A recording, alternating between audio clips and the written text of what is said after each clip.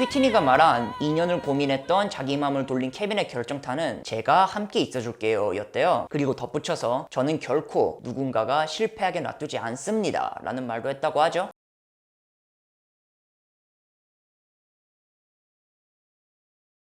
한 시대를 풍미한 옛날 뮤지션을 알아보는 시간 복구맨입니다. 제가 뮤지션의 이야기를 만들려고 조사를 하다 보니까 깨달은 건데, 사실 제대로 누군가의 일대기를 만들려면은 5부작이고 10부작이고 다 부족해요. 모아둔 자료의 양과 흐름 그리고 재미를 생각해서 양을 줄이는 것 뿐입니다. 그래서 영상을 만들다 보면은 아쉽게 찍먹하고 지나가는 부분도 있고 그래요. 그래서 나중에 후회하는 일도 많은데, 그 후회를 없애기 위해 하는 게 바로 애프터 서비스 아니겠습니까? 휘트니 휴스턴 편에서 제가 보디가드의 OST 얘기를 찍먹한 바 있잖아요. 하지만 이거는 세계에서 가장 많이 팔린 사운드 트랙, 한국에서 가장 많이 팔린 팝 앨범이고, 그래서 이번에는 아예 보디가드 OST 이야기만 따로 해보기로 했어요. 여주인공 휘트니는 총 13곡 중 절반에 가까운 6곡을 직접 부릅니다. 바이블 그 자체인 I Will Always Love You를 제외하더라도 I'm Every Woman과 I Have Nothing 등 명곡이 산재예요. 하지만 이 앨범은 단순히 영화가 아닌 한 사람의 성장 과정과 정체성을 그대로 보여주는 앨범이기도 하다. 실제로 휘트니가 이 앨범에 내린 평가는 이렇거든요. 이전까지의 나를 내려놓고 진정한 나 자신으로 거듭난 앨범이라고. 휘트니는 여기서 하고 싶은 거를 다 했고 보디가드를 기점으로 완벽한 우상으로 거듭났어요. 그렇다면 영화를 제작할 당시 보디가드와 휘트니의 상황을 좀 살펴봐야겠죠. 사실 보디가드의 초안이 처음 완성된 거는 1975년 한 무명의 시나리오 작가가 남자 보디가드와 사랑에 빠지는 여자 톱스타의 이야기를 써내는 겁니다. 처음에는 그 보디가드한테 스티브 맥퀸의 모습을 투영을 해서 글을 썼다고 하는데, 그리고 몇 차례의 수정을 거쳐서 마침내 라이언 오닐을 남주인공으로 낙점하죠. 하지만 여주인공으로 원했던 다이애나 로스가 캐스팅을 거절하면서 결국 이 영화는 엎어졌대요.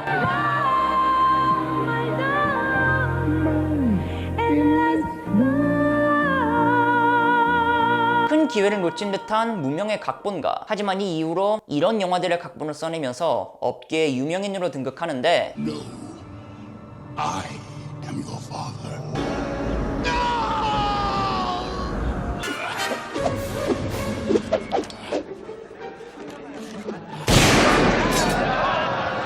이분의 이름은 바로 로렌스 카스탄. 그리고 80년대부터는 영화 감독 일도 함께 했거든요. 이분이 이때 케빈 코스트너를 만나게 되는 거예요. 그리고 케빈에게 엎어진 보디가드의 각본을 보여줍니다. 케빈은 시나리오를 너무나도 마음에 들어하고 본인도 제작 전선에 뛰어들기로 결심. 그리고 휘트니를 여주인공으로 점찍게 되는 거예요.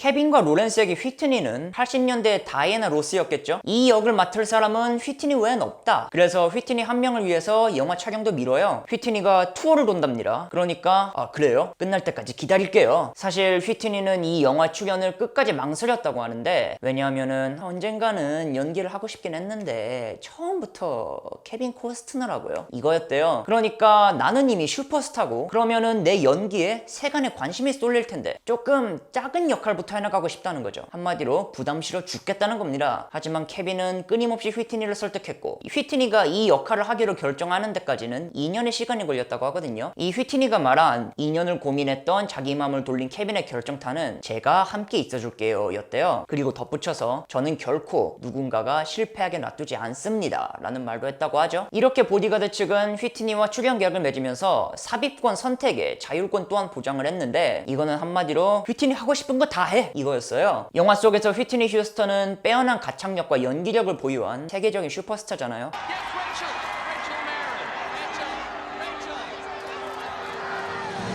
사실 이거는 실제 휘트니와 별다를 바가 없는 모습입니다. 그러니까 정말로 휘트니가 하고 싶은 모든 걸 해도 괜찮은 환경이었고, 제작진도 그거를 알기에 이런 조건을 보장하지 않았을까 추측을 해보고요. 실제로 케빈 코스트너도 휘트니에게 굳이 연기 레슨 받지 말라는 얘기도 했다죠. 그렇다면 이게 휘트니에게는 어떤 의미였을까? 휘트니가 가수로 데뷔하기 전에 계약을 맺을 때 중요하게 생각한 게 이거였대요. 처음에는 내 맘대로 할 수 있는 것보다도 내 잠재력이 제대로 터질 수 있도록 안내할 수 있는 사람이 필요했다. 그러니까 이거는 1, 2, 3집을 거치면서 성장하는 휘트니, 이제는 스스로 해내는 자신을 증명할 기회였다는 거죠. 그래서 보디가드에는 휘트니 개인의 취향도 상당히 많이 들어가 있습니다. 단순히 등장인물 레이첼의 이야기를 넘어서 휘트니의 인생을 보여주는 곡들, 이 곡의 면면을 하나씩 알아볼까요? 자신의 캐릭터를 차근차근 만들어가야 하는 휘트니였는데, 이런 휘트니가 찾아간 사람은 바로 베이비페이스와 LA 리드였대요. 휘트니는 이미 3집 앨범을 만들면서 둘과 함께 작업한 바 있었죠. 둘을 데려온 휘트니는 내 영화에 실릴 노래를 좀 써달라 이렇게 부탁을 하게 됩니다. 하지만 둘은 이미 영화 부메랑의 OST 작업으로 바쁜 상황이었고, 그래서 휘트니는 아예 송라이팅 과정에 함께 참여를 해서 이 라이팅 과정을 도와주게 돼요. 그렇게 탄생하는 곡이 바로 퀸 오브 더 나잇입니다. 당시 슈퍼바이저의 회상을 들어보면 어차피 휘트니가 연기할 캐릭터니까 베이비페이스랑 LA 리드가 그냥 휘트니도 같이 쓰기를 원했다고, 이거는 밤의 여왕 레이첼 마론을 보여주는 가장 중요한 곡 중 하나죠. 그리고 나아가서 휘트니가 자기 인생 최초로 작사 작곡에 참여한 곡이기도 했어요.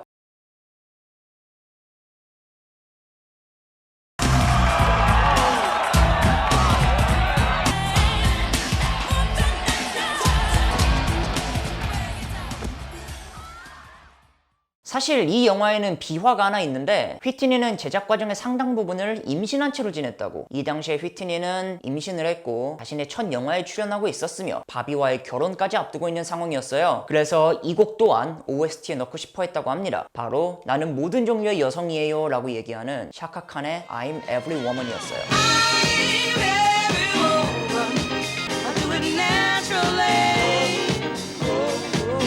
이거는 휘트니가 가장 좋아하는 곡 중 하나였다고 하죠. 이 곡을 프로듀싱한 나라다 마이클 왈드는 이렇게 얘기를 해요. 휘트니가 나한테 전화를 걸어서 이 곡을 만들어줄 수 있냐고 물었는데, 이거는 내 인생 처음 겪는 일이었다고. 항상 클라이브 데이비스가 일 처리를 했지 휘트니가 직접 부탁한 적은 없었다는 거예요. 이거는 보디가드를 통해 자신을 보여준 휘트니의 또 다른 일화가 아닐까 싶습니다.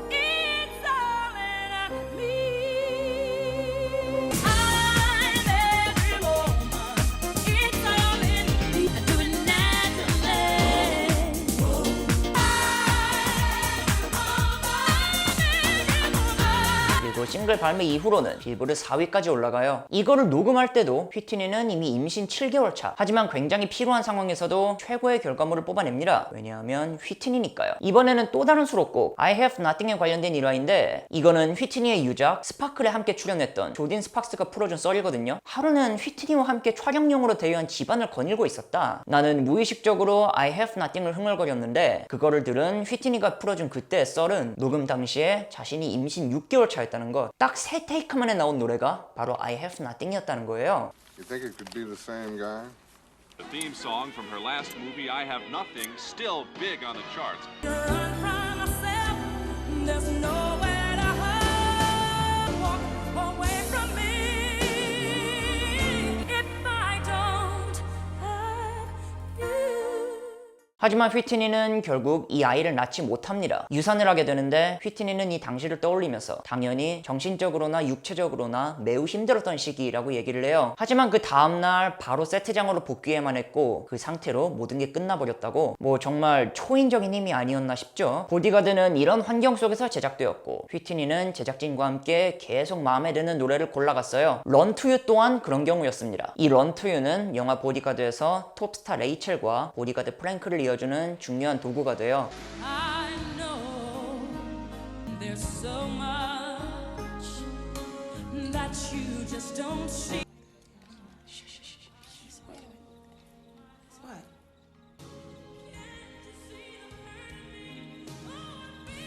당신에게 달려가고 싶다는 이 가사가 영화 내용과 굉장히 절묘하게 이어지는데, 작곡가 앨런 리치는 보디가드 영화에 싣기 위해서 모든 작곡가들이 달려들어 경쟁을 벌였다고 하죠. 그래서 자기 곡을 전달했는데 클라이브와 휘트니가 이 곡을 너무 좋아하더랍니다. 하지만 이 곡의 원래 내용은 바로 작곡가 자신이 겪었던 이별에 기초한 이별 노래. 그래서 보디가드 측에서 사랑 노래로 바꿔달라고 요청을 했다고 하죠. 그렇게 가사가 싹 바뀌고 이후로는 아카데미 베스트 주제가상 후보에까지 올라가는 겁니다. 여태 나온 노래들은 모두 영화에서 하나씩의 역할을 차지하면서 중요한 연결고리가 되어주잖아요. 하지만 가장 중요한 곡이 아직 안 나왔어요. 보디가드의 알파요 오메가, 그리고 데미를 장식할 바로 그 곡. And I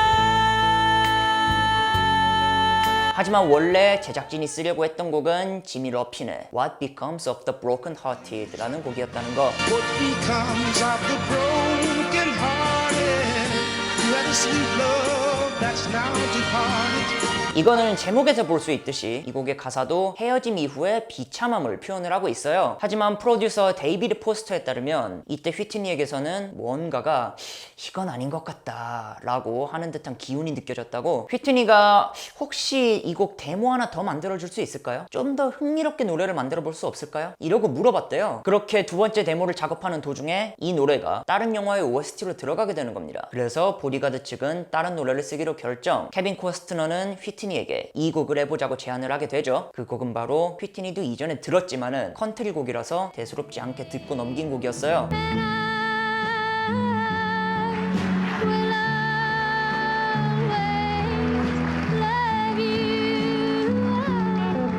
하지만 휘트니가 말하기를 케빈이 말한 뒤에 이 곡을 다시 들으니까 확실히 뭔가 다가오는 게 느껴졌다고. 그래서 I Will Always Love You를 부르기로 결정이 나죠. 그리고 케빈 코스트너는 거기에 더해서 야 화끈하게 시작은 무반주로 가자. 그리고 휘트니는 무반주로 곡을 끝장내버립니다. 휘트니 본편에서도 말씀드렸듯이 무반주로 하자는 아이디어는 수많은 사람들의 반대에 부딪힌 아이디어였잖아요. 하지만 휘트니는 그 우려를 한 방에 불식시켜버렸죠. This is kind of cowboy song, huh?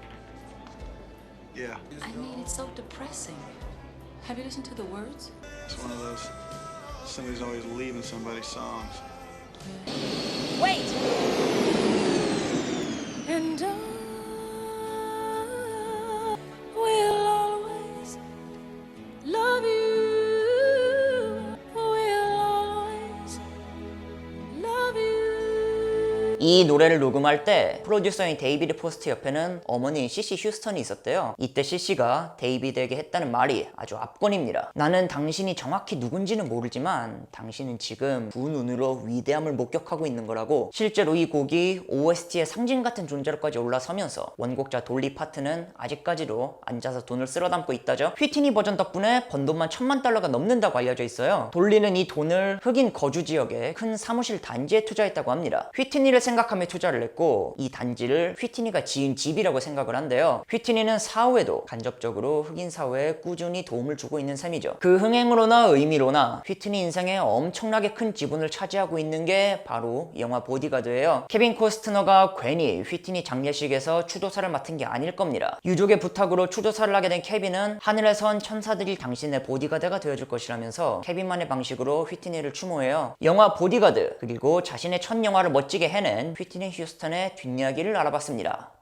이 영상을 끝내기 전에 마지막으로 보디가드에서 휘트니가 부른 한 곡을 더 소개해드리고자 해요. 바로 Jesus Loves Me. 피신을 간 레이첼이 언니와 함께 부르는 찬송가입니다.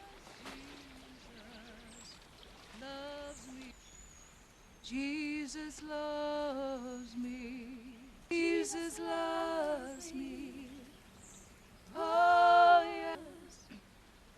Bible tells me. 이 곡은 원래 존재하던 가스펠 곡을 팝으로 개조해서 수록한 거거든요. 여기 각본상 이 부분에서 등장할 가스펠 곡 하나가 필요했는데 원래 딱히 정해진 곡은 없었다고. 그래서 휘트니가 이 Jesus Loves Me를 선택하는 거예요. 이 곡을 프로듀싱한 비비 와이너스는 이렇게 말하거든요. 이거는 휘트니가 시도 때도 없이 부르던 노래였고 그래서 이 곡의 프로듀싱을 부탁받았을 때도 그럴 줄 알았다 같은 느낌이었다고. 비비는 원래 1절밖에 없는 이 가스펠을 사운드 트랙용으로 개조합니다. 그리고 이 곡은 휘트니의 마지막 순간까지 함께했다고 해요.